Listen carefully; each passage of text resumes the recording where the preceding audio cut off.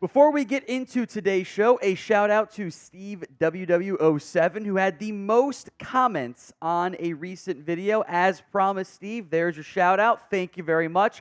158 was the number. So can we beat that on today's video?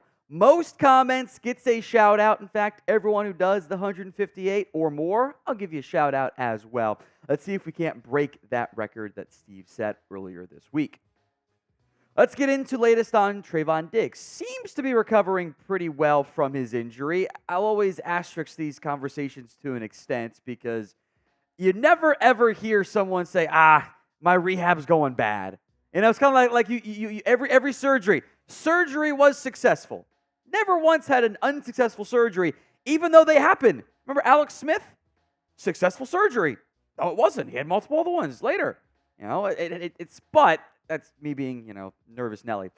I might not be back for training camp. Should be back for week 1 at minimum is the seemingly timeline here for Trevon Diggs. He asked, hey, are you going to be back for camp? I said, maybe not. But I'm feeling comfortable. I feel good right now.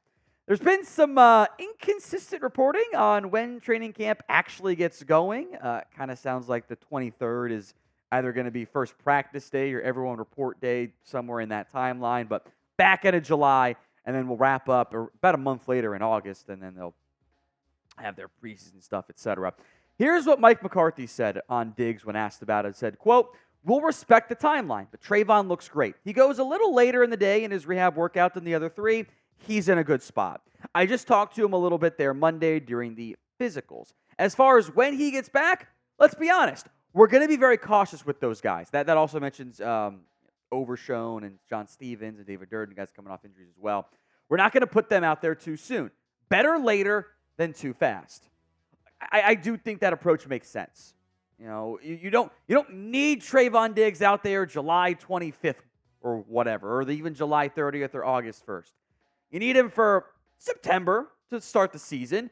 More importantly, in October and November, December, because you're banking and assuming on him being a huge part of your defense and getting back to form. The thing I am most curious about, and we've seen this happen for a couple players with some bad ACL recoveries to an extent, or less than ideal ACL recoveries, I suppose. Return to play versus return to performance. Terrence Steele, return to play really quickly. Did not return to performance. Gallup was a little late to return to play, never returned to performance. Hopefully Diggs ends up being a little bit better there.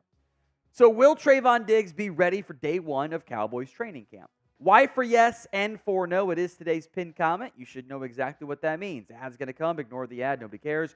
Go vote Y or N at the pinned comment. I would like it if he's back for day 1 of training camp. Because to me, that means, okay, he passed everything. It's all in a good spot. There's no concerns about a setback. Maybe they'll give him an off day or 2 here and there, which I do think makes sense to ensure the recovery is going well, although the first week or so of camp is pretty light anyway. I would like to have him fully good to go because this team needs him out there.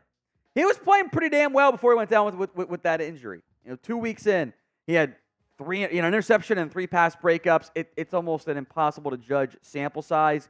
He has been one of the most productive ball hawks in the entire NFL since he entered the league, right alongside DeRon Bland, by the way.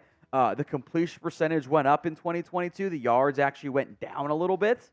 I thought was a good thing. Funny how the 1 year Diggs leads the NFL in yards allowed, which he was actually second, by the way, but it was misinformation that got spread. Everyone talked about it. And then no one cared. Who led the NFL in yards allowed last season or in 2022? Nobody knows because it wasn't a Cowboy who did it. I digress. You need Diggs out there and Bland out there and Jordan Lewis because your backups are young. Kalen Carson, Deshaun Wright, Eric Scott. You don't have Stephon Gilmore back. Maybe we'll get word about something involving him at some point in the coming days, or maybe like in a month before training camp gets going there. But gotta have Diggs out there. He's too important. Now today's show is made possible by Prize Picks. With Prize Picks, you can turn $10 into $1,000 in a single game watching your favorite sports this summer. You can make a Prize Picks lineup in as little as 60 seconds. You just got to pick more or less on 2 to 6 player stat projections, and you are locked in. there's always action on Prize Picks, and this is the perfect time to try something out new as basketball begins to wind down. You can try some esports because for every Wednesday and Saturday in June, so save this for next Wednesday, next Saturday. If your lineup doesn't win, you'll get your entry fee back. You can also get a first deposit match up to $100 by going to prizepicks.com/CLNS and using code CLNS. I do have a finals basketball Prize Picks for you guys.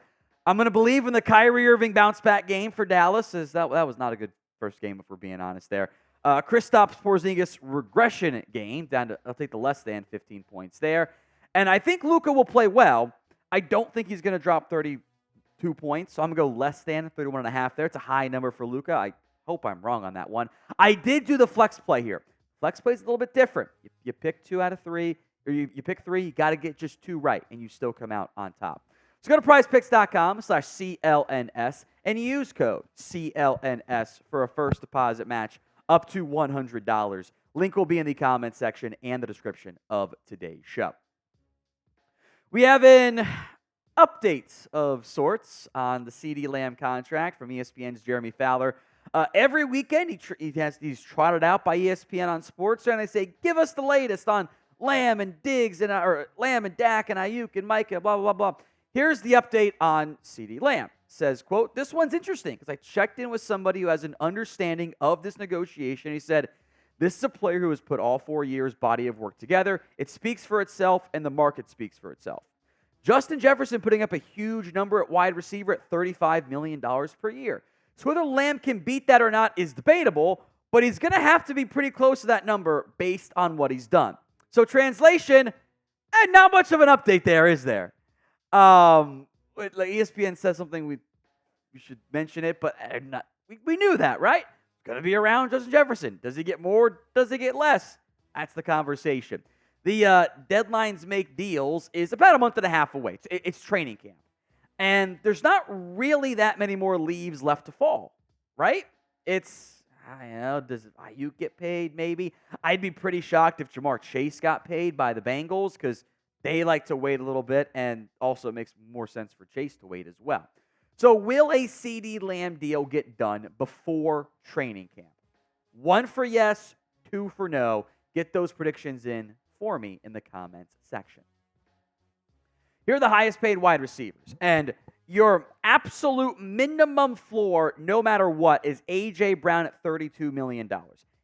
CeeDee Lamb is not taking less than A.J. Brown, nor should he. He's a better football player, and he's younger. The over-under is probably $35 million. Does he get more than Justin Jefferson? And maybe this is the more likely outcome, they say, you know what, 34 is fine. I am one of the highest paid wide receivers, and I'll slot in at number 2, but with several $1 million more than A.J. Brown. What I am curious here is how the guaranteed money shakes out. Jefferson got a big, fat guarantee. Remember, A.J. Brown, Amon-Ra St. Brown, Jalen Waddle all signed deals this offseason. All of them got more guaranteed money than the highest-rated receiver, which was Cooper Kupp. And now there's a huge gap between Jefferson and Brown. How does the guaranteed money structure out there? Is it $33 million, $34 million a year and $100 million guaranteed? If you give Lamb more guaranteed money, they might be okay taking a little bit less than Jefferson. Because you're probably going to get that deal, probably going to get all the money in the end. And if he doesn't, that's a concerning conversation that would really not flow with anything Lamb has done so far. He's gotten better every single season.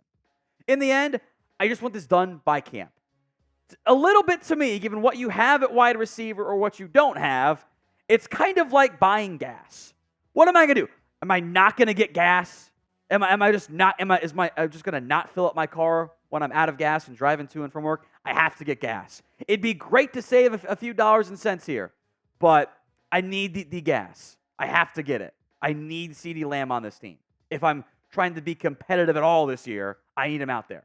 So I see no excuses for Dallas to let this linger.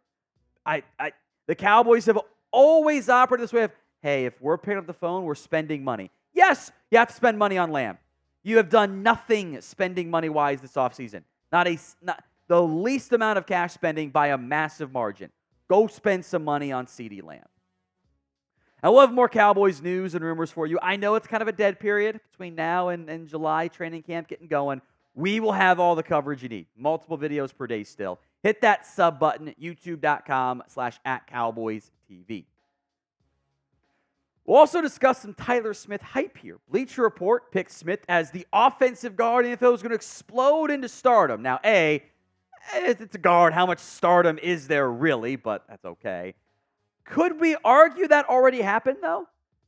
Because Tyler Smith last year was a second-team All-Pro player. And that's one of the 4 best guards in football. So are we saying he's going to be a top 2 guard in football? Which I think is asking a decent amount. Here's the Smith career, right? 2022 as a rookie, was supposed to be a left guard, got bumped at the tackle for the most part due to injuries. 6 sacks, 11 hits, 22 hurries, 72.4 PFF run blocking grade, 13 penalties. In 2023, 1 sack, 2 hit, 14 hurries, better run blocking grade, same penalties. The flags have got to drop. I am kind of hopeful that the name recognition and the expectation of him being a great offensive lineman actually means refs will swallow the flag more. They're not going to throw it as much because, he's a good player. He's supposed to win like that. And sometimes there's the negative connotation of, he's not that good. He shouldn't have beat him there. That's a flag. I think that does happen sometimes in officiating. Was the growth due to he was playing guard, and that was a better spot for him than tackle? Or was the growth due to it's a second-year player, he just got better? Or a combination of both. Either way, I think it does bode well for a 2024 campaign where he's awesome again. And I almost felt like sacrilegious putting this up here. But who will be better in 2024, just for this upcoming season? ZM for Zack Martin, TS for Tyler Smith. I think at this point now in their careers, we can have that conversation. I wouldn't have had it entering last year. I think we can have that now. Martin is nearing the end of what undoubtedly will be, and I think should be, a first ballot Hall of Fame career. I think the only guard that's been better than him in the NFL is Barry Allen. He rest in peace, unfortunately. I think in theory, Tyler Smith this year takes another step forward.